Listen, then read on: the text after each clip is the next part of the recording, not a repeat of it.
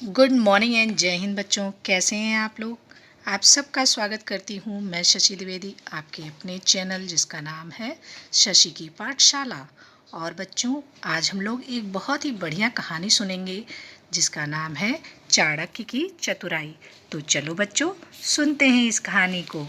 बच्चों, एक बार की बात है, सम्राट चंद्रगुप्त के दरबार में एक बूढ़ा किसान रोता रोता आया और बोला, महाराज, मैं तो लुट गया, बर्बाद हो गया।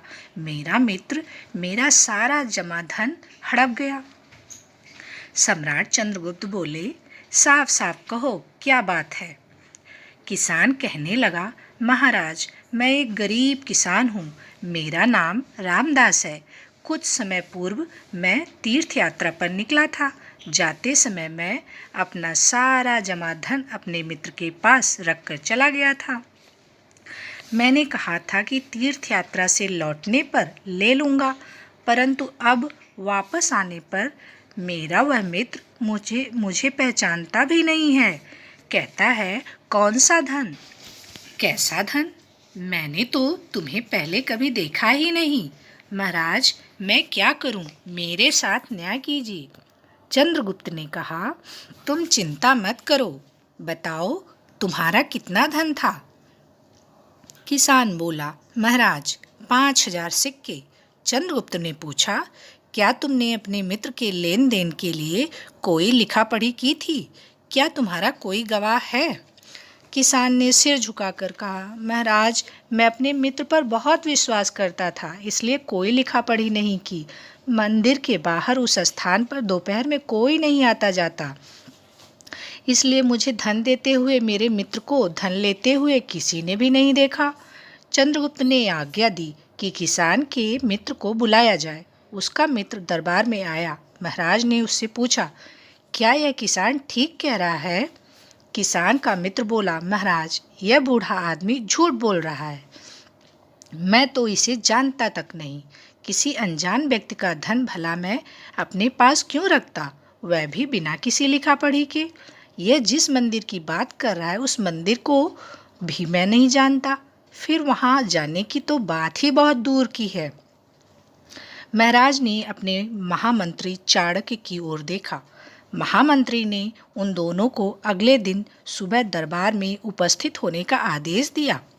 चाणक्य ने महाराज से कहा, आप इस मुकदमे का निर्णय मुझ पर छोड़ दीजिए, मैं स्वयं न्याय करूंगा, आप बिल्कुल चिंता मत करिए। सुबह होते ही दोनों सभा में उपस्थित हुए। दोनों ने अपनी अपनी बात दोहराई। महामंत्री ने किसान से पूछा, तुमने मंदिर के बाहर किस स्थान पर धन दिया था? वह बोला, महोदय, मंदिर के बाहर पीपल का एक पेड़ है, उसके चबूतरे पर यह बैठा था, वहीं मैंने इसे धन दिया था। महामंत्री ने पूछा, धन देते हुए तुम्हें किसी ने देखा हो या ना देखा हो, पेड़ ने तो अवश्य ही देखा होगा। बूढ़ा आदमी सकुचाते हुए बोला, जी महामंत्री, चाणक्य ने कहा, जाओ पेड़ को बुलाकर लाओ, वह गवाही देगा। हिचकिचाते हुए किसान पेड़ को लेने चला गया। सुबह से दोपहर होने को आई, परंतु किसान लौटकर नहीं आया। उसका मित्र बैठे बैठे परेशान हो गया। महाराज ने पूछा, क्या मंदिर बहुत दूर है जो बूढ़ा आदमी अभी तक नहीं आया?